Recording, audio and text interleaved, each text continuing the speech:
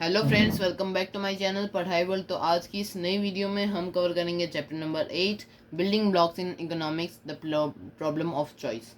तो ये चैप्टर जो है हमारा इकोनॉमी के सेक्टर में आता है। ये क्लास 9 की जो एनसीईआरटी न्यू सिलेबस एसएसटी है उसका चैप्टर है। तो इसके हम आज नोट्स कवर करने वाले हैं और सिंपल इजी रिविजन करने वाले हैं, जिससे आपको चैप्टर की एक डीप अंडरस्टैंडिंग मिल जाएगी और अच्छे से आप अगर आपको अंडरस्टैंडिंग हो गई है तो आप उसे रिवाइज कर पाएंगे।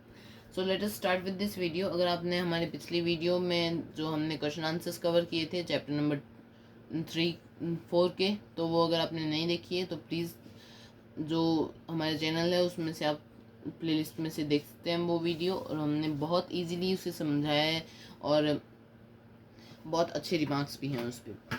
So let us begin with this video. तो सबसे पहले आता है नीड्स और वांट्स क्या होते हैं। नीड्स जो होते हैं वो एसेंशियल होते हैं और वांट्स नॉन एसेंशियल। तो ये मेन एरियाज हैं जहाँ पे इकोनॉमी जो है वो रिक्वायर्ड होती है।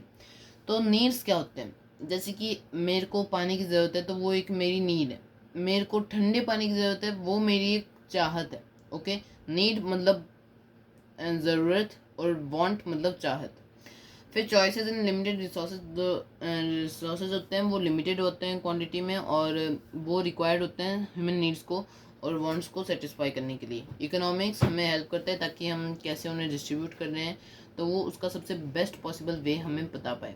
फिर अपॉर्चुनिटी कॉस्ट जो होता है वो एक कॉस्ट होता है, मतलब एक चीज़ को हम चूज़ कर रहे हैं और दूसरी चीज़ को छोड़ रहे हैं तो उसका कितना हमारा कॉस्ट बच रहा है जिससे हम दूसरी और चीज़ को परचेज कर सकते हैं।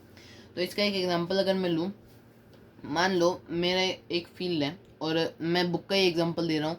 तो वीट अगर मैं 100% ग्रो करूँ और बाजरा, दो चॉइसेस है मेरे पास, क्या तो मैं वीट ग्रो करूँ या बाजरा ग्रो करूँ। और इस टाइम पे बाजरा का कॉस्ट ज़्यादा है, वीट का कॉस्ट कम है, मतलब उसका जो भाव होता है, उसका जो कॉस्ट होता है मार्केट में वो कम हो रखा है वीट का, बाजरा का ज़्यादा हो रखा है। तो मैं क्या कर सकता हूँ, क्या तो वीट को थोड़ा ग्रो करूँ अपनी फैमिली की नीड के लिए, वीट को 15% ग्रो करूँ और जो बाजरा है उसे 75% ग्रो करूँ, जिसकी वजह से मेरी फैमिली में फाइनेंशियली और जो फूड सेक्टर में हेल्प है वो दोनों तरीके से हो पाए। फिर प्रोडक्शन पॉसिबिलिटी कर्व एक ऐसा कर्व है जिससे हम ये जान सकते हैं कि कितना मैक्सिमम आउटपुट पॉसिबल है, जिससे हम रिसोर्सेज को एफिशिएंटली यूज़ कर सकते हैं और वेस्टेज को अवॉइड कर सकते हैं, जिससे हमें बेटर प्लानिंग और डिसीजन मेकिंग में हेल्प होता है। फिर इकोनॉमिक्स किसके साथ डील करता है, तो सबसे पहले जान लेते हैं इकोनॉमिक्स कहाँ से आया है। ओइकोनोमिया एक नाम का वर्ड है, ग्रीक वर्ड। तो इसमें दो वर्ड से मिला है, ओइकोस एंड नीमिन। ओइकोस का मतलब होता है हाउस होल्ड, नीमिन का मतलब होता है मैनेजमेंट, मतलब इकोनॉमिक्स का मतलब है house hold management. Limited resources के केस में और अनलिमिटेड वांट्स है, क्योंकि हर किसी की चाहत अनलिमिटेड होती है और रिसोर्सेज बहुत कम, तो इसलिए एफिशिएंट प्लानिंग रिक्वायर्ड होती है। और इकोनॉमिक्स डील करता है कि कैसे हम उसे यूज़ करेंगे, किसके पास उसे हम यूज़ करेंगे, वो इंटरेक्शन शो करता है कंज्यूमर्स और गवर्नमेंट, फाइनेंशियल इंस्टीट्यूशंस और प्रोड्यूसर्स के बीच। तो फिर आगे हम देखते हैं कि गुड डिसीजंस जो हैं वो डेटा और एनालिसिस पे रिलाई करते हैं। तो उन्हें कैसे अलग अलग सेक्टर में यूज़ किया जाता है, तो सबसे पहले मैंने एक छोटा सा माइंड मैप तरीके से बनाया है। तो गवर्नमेंट जो है उसको यूज़ करती है ताकि वो अपना एक्सपेंडिचर और इंफ्रास्ट्रक्चर और वेलफेयर प्रोग्राम्स को प्लान कर सके। एंटरप्राइजेस जो हैं मार्केट ट्रेंड्स को यूज़ करते हैं और न्यू इनोवेशंस को समझते हैं ताकि उन्हें जो प्रॉफिट मिल रहा है वो मैक्सिमाइज़ किया जा सके। और इकोनॉमिस्ट जो हैं वो एक स्टडी करते हैं अवेलेबल अल्टरनेटिव्स ताकि वो अपॉर्चुनिटी कॉस्ट को पढ़ सकें और आउटकम्स को डिटेक्ट कर सकें, ताकि वो जो डिसीजंस हैं जो दूसरे गवर्नमेंट और एंटरप्राइजेज हैं वो कैसे डिसीजन ले रहे हैं उन्हें अफेक्ट होता है ये। फिर कैसे कलेक्ट करते हैं गवर्नमेंट रिपोर्ट्स जैसे इकोनॉमिक्स सर्वेज और फाइनेंशियल स्टेटमेंट्स। क्यों कलेक्ट करते हैं, ताकि पोटेंशियल रिस्क और अपॉर्चुनिटीज़ को समझ पाएँ। फिर इसका स्कोप क्या है, पॉलिसी मेकिंग जो गवर्नमेंट के द्वारा यूज़ किया जाता है ताकि टैक्सेशन और वेलफेयर स्पेंडिंग हो सके। रिसर्च एंड एजुकेशन जो है, मतलब कैसे हम उसे इकोनॉमिक ट्रेंड्स को पढ़ सकते हैं, उन्हें किसी और को समझा सकते हैं।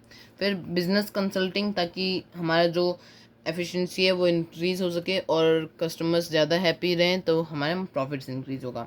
फाइनेंस मतलब इन्वेस्टर्स और को इन बता सकें कि कहाँ पे इन्वेस्ट करना है तो वो। फिर एक आता है छोटा सा रिपोर्ट जो है इकोनॉमिक सर्वे का, जो इंडियन इकोनॉमी के ऊपर रिपोर्ट रहता है। तो 2025 टू 26 का ये रिपोर्ट है, ये मिनिस्ट्री ऑफ फाइनेंस के द्वारा प्रिपेयर किया जाता है और हमारे कंट्री का इकोनॉमिक स्टेटस रिव्यू करता है और कैसे हम उसे इम्प्रूव करते हैं वो बताता है। और ये पार्लियामेंट में रखा जाता है बिफोर यूनियन बजट, ताकि जो हमारे आगे के डिसीजंस हैं वो अच्छे हो सकें। फिर इकोनॉमिक्स में क्या क्या की क्वेश्चंस पूछे जाते हैं, तो सबसे पहला है what to produce, for whom to produce और how to produce. Any mismatch between unlimited bonds and limited resources give rise to these three questions. Unlimited bonds और लिमिटेड रिसोर्स की वजह से स्कैरसिटी होती है और जिसकी वजह से ये तीन क्वेश्चन पूछे जाते हैं। तो व्हाट टू प्रोड्यूस कंसर्न करता है कि क्या प्रोड्यूस हो रहा है और कैसे वो कंट्री की इकोनॉमी को अफेक्ट कर रहा है। किसके लिए प्रोड्यूस कर रहे हैं तो कैसे वो प्रोड्यूस हो रहे हैं, कैसे वो डिस्ट्रीब्यूट हो रहे हैं, तो कौन बेनिफिट कर रहा है उस प्रोडक्शन से। कैसे प्रोड्यूस करना है तो प्रोडक्शन जो है वो लेबर या कैपिटल इंटेंसिव होता है, मतलब उसमें क्या तो ज़्यादा लेबर लगेगा क्या तो ज़्यादा कैपिटल लगेगा। तो ये डिस्कस करता है कि कौन से मेथड्स, कौन से रिसोर्सेज, कौन से टेक्नोलॉजीज़ को यूज़ करना चाहिए ताकि सबसे अच्छा हो। ये जो हाउ टू प्रोड्यूस है वो डिपेंड करता है availability of factors of production और उनके रिलेटिव कॉस्ट और लॉज ऑफ रेगुलेशंस। तो फिर आगे बढ़ते हैं हम कि इकोनॉमिक जो ये हमारा mind map, let me show you this once again.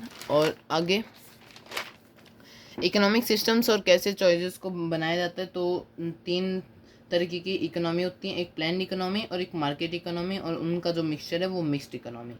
तो ये जो सिस्टम है वो डिफाइन करता है प्रोडक्शन, कंजम्पशन और डिस्ट्रीब्यूशन जो है गुड्स का वो कैसे होगा, और इसे इकोनॉमिक सिस्टम ऑफ कंट्री कहते हैं। तो जो प्लान इकोनॉमी होता है वो सोवियत यूनियन में है, नॉर्थ कोरिया में और क्यूबा में है। तो सारे डिसीजंस गवर्नमेंट बनाती है, गवर्नमेंट का ऑनरशिप मैक्सिमम है, सेंट्रल अथॉरिटी टारगेट्स को फॉलो करती है rather than market demand, competition को डिक्रीज करती है जिसकी वजह से मोटिवेशन जो होता है क्वालिटी इंप्रूवमेंट या इनोवेशन में वो डिक्रीज हो जाता है। और मार्केट इकोनॉमी क्या करती है, जो ये यूएसए, जापान और हांगकांग में होता है, मतलब कम्प्लीटली मार्केट पे डिपेंड होता है, गवर्नमेंट का बहुत लो कंट्रीब्यूशन होता है और इसमें इंडिविजुअल्स के पास होती है लैंड, शॉप, फैक्ट्रीज, और गवर्नमेंट जो है law and order, safety without price control, मतलब गवर्नमेंट जो है प्राइस कंट्रोल नहीं कर सकती, लॉ एंड ऑर्डर और सेफ्टी ये दो चीज़ों को ही वो अफेक्ट कर सकती है। जो सारा कंट्रोल होता है वो डिमांड और सप्लाई के फोर्सेस में होता है। और मिक्स्ड इकोनॉमी जैसे कि हमारे इंडिया में पोस्ट 1991 मतलब 1991 के बाद से लगा, और चाइना में पोस्ट 1978, जर्मनी और स्वीडन में है। तो मिक्स इकोनॉमी में क्या होता है कि लार्ज पब्लिक सेक्टर्स जो हैं वो प्ले इंपॉर्टेंट रोल, नहीं तो जो मेन कंट्रोल होता है वो इंडिविजुअल्स के हैंड में होता है, एंटरप्राइजेस और गवर्नमेंट के हैंड में होता है। मोस्ट इकोनॉमीज में होता है जो ये मिक्स इकोनॉमी होती है, मतलब ये दोनों का मिलान है। प्लान इकोनॉमी में फुल गवर्नमेंट कंट्रोल और मतलब इसकी जो सेफ्टी है, प्राइजेज है, वो सारा ये इफेक्ट करेगी। और इसमें प्राइजेज इफेक्ट नहीं होते, तो इसमें क्या आता है, प्राइजेज इफेक्ट होते हैं गवर्नमेंट के द्वारा, और जो सेफ्टी है और जो लॉ एंड ऑर्डर है वो इंश्योरेंस वो गवर्नमेंट पहले से ही देती है। फिर उसके बाद हम बढ़ते हैं आगे। तो जो एक लास्ट का नोट है जो डोंट मिस आउट है उसे हमने इजीली कवर किया है। तो पहले इंडिपेंडेंस से पहले जो इंडिया एक मोर प्लान्ड इकोनॉमी था उसके पास, और कंट्रोल प्रोडक्शन था, अलोकेटेड जो रिसोर्सेज है वो अलोकेट किए जाते थे लाइसेंस और परमिट के द्वारा। लेकिन एक्सेसिव रेगुलेशंस के मतलब 1991 में इकोनॉमिक सफरेज हुआ जिसकी वजह से इंडिया ने इकोनॉमिकली बहुत सफ़र किया। तो उसने इकोनॉमी को ट्रेड और इन्वेस्टमेंट के लिए ओपन कर दिया, कंपटीशन इंक्रीज कर दिया, जिससे प्लान से मिक्स्ड इकोनॉमी हम इंडियंस बन गए। तो इसे अंडरस्टैंड क्यों करना चाहिए, ताकि प्रोडक्शन, डिस्ट्रीब्यूशन और जो रिसोर्सेज का यूज़ है इकोनॉमी में वो हम समझ सकें। तो along with this my video is completed. अगर आपको ये वीडियो अच्छी लगी हो तो please like and subscribe my channel, और अगर आपको कुछ भी डाउट हो तो please let me know through the comments. तो इस वीडियो में हमने बहुत सिंपली इससे कवर किया है, देखिए कि कैसे हमने माइंड मैप्स बनाए हैं और कि क्वेश्चंस थे इकोनॉमिक्स के, कैसे इकोनॉमिक सर्वे और कौन कौन अफेक्ट होता है इनसे। फिर जो चॉइसेस जो लिमिटेड रिसोर्सेज हैं, क्या इकोनॉमिक्स डील करता है, नीड्स क्या होते हैं, वांट्स क्या होते हैं। तो along with this my video is complete. Thank you for watching my video till the end.